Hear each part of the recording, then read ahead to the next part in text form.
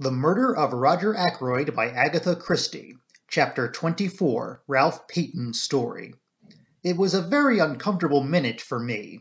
I hardly took in what happened next, but there were exclamations and cries of surprise. When I was sufficiently master of myself to be able to realize what was going on, Ralph Peyton was standing by his wife, her hand in his, and he was smiling across the room at me. Poirot, too, was smiling, and at the same time shaking an eloquent finger at me. "Have I not told you at least 36 times that it is useless to conceal things from Hercule Poirot?" he demanded. "That in such a case he finds out." He turned to the others. "One day, you remember, we held a little séance about a table, just the 6 of us. I accused the other 5 persons present of concealing something from me. 4 of them gave up their secret. Dr. Shepherd did not give up his, but all along I have had my suspicions.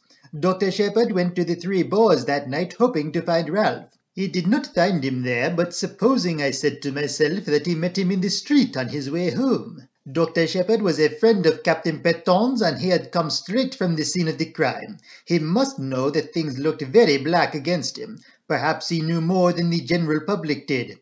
"I did," I said ruefully. "I suppose I might as well make a clean breast of things now. I went to see Ralph that afternoon. At first he refused to take me into his confidence, but later he told me about his marriage and the hole he was in. As soon as the murder was discovered, I realized that once the facts were known, suspicion could not fail to attach to Ralph, or if not to him, to the girl he loved.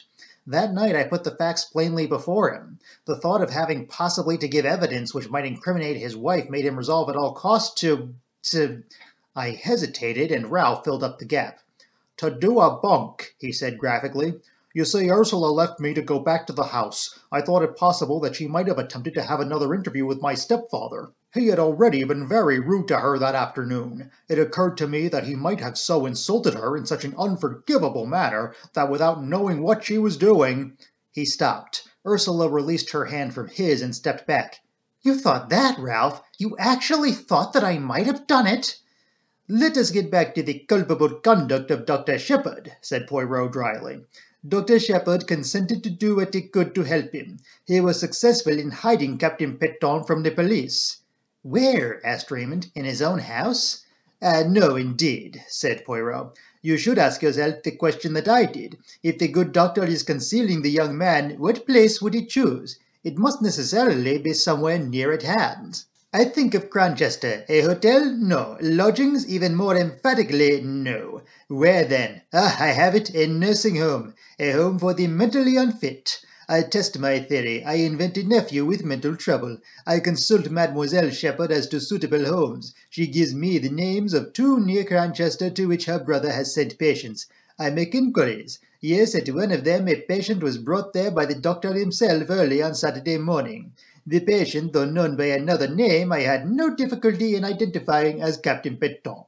After certain necessary formalities, I was allowed to bring him away. He arrived at my house in the early hours of yesterday morning." I looked at him ruefully. "Caroline's home office expert," I murmured, "and to think I never guessed." "You see now why I drew attention to the reticence of your manuscript," murmured Poirot. "It was strictly truthful as far as it went, but it did not go very far, my friend?" I was too abashed to argue. "Dr. Shepherd has been very loyal," said Ralph. "He has stood by me through thick and thin. He did what he thought was best. I see now from what Monsieur Poirot has told me that it was not really the best. I should have come forward and faced the music. You see, in the home we never saw a newspaper. I knew nothing of what was going on." "Dr. Shepherd has been a model of discretion," said Poirot dryly, "but me, I discover all the little secrets. It is my business." "Now we can have your story of what happened that night," said Raymond impatiently. "You know it already," said Ralph. "There's very little for me to tell. I left the summer house about 9:45 and tramped about the lanes trying to make up my mind as to what to do next, what line to take. I'm bound to admit that I've not the shadow of an alibi, but I give you my solemn word that I never went to the study, that I never saw my stepfather alive or dead. Whatever the world thinks, I'd like all of you to believe me." "No alibi," murmured Raymond. "That's bad.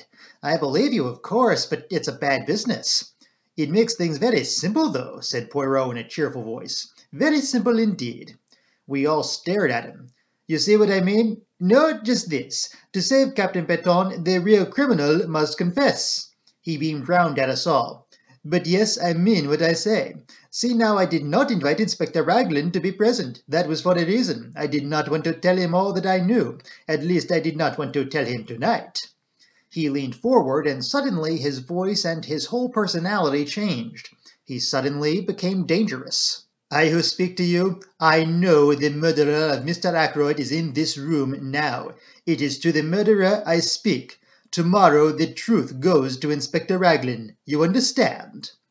There was a tense silence. Into the midst of it came the old Breton woman with a telegram on a salver. Poirot tore it open.